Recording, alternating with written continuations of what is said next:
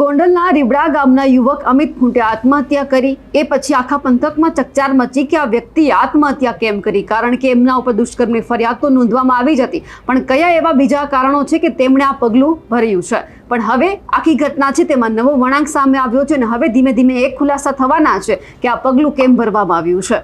નમસ્કાર, નિર્ભય ન્યૂઝ સાથે હું છું રિદ્ધિ। ગોંડલના રીબડા ગામના યુવક જે અમિત ખૂંટ છે તેમને લઈને હવે નવો વળાંક સામે આવ્યો છે। જે મૃતક છે તેમના મૃતદેહને ગોંડલ સરકારી હોસ્પિટલમાં પીએમ અર્થે ખસેડવામાં આવ્યો।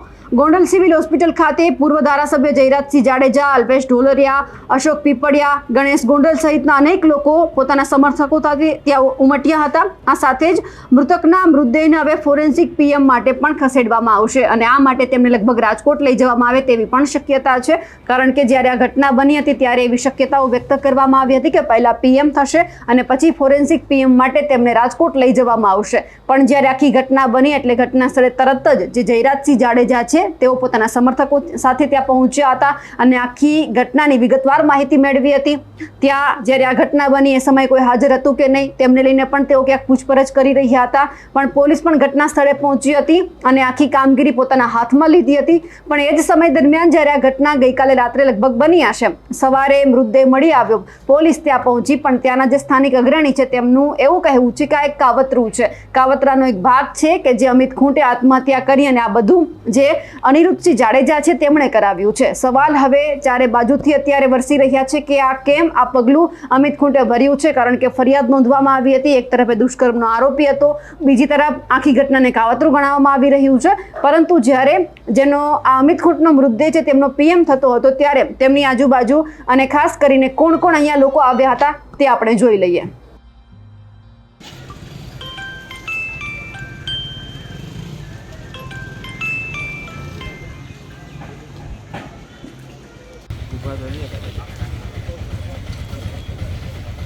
ઉબલને તો બાબલા નાખી દેજો।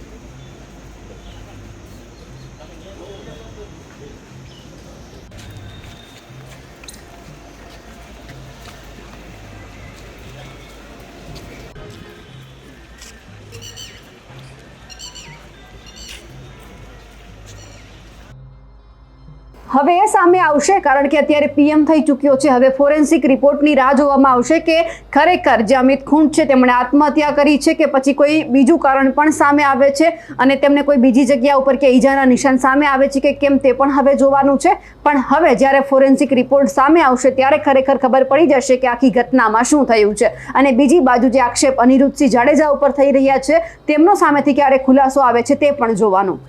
અમારા અહેવાલને લઈને આપનું શું કહેવું છે કમેન્ટ કરીને ચોક્કસથી જણાવજો। સાથે જ અમારી નિર્ભય ન્યૂઝ ચેનલને લાઇક, શેર અને સબસ્ક્રાઇબ કરવાનું ભૂલશો નહીં। નમસ્કાર।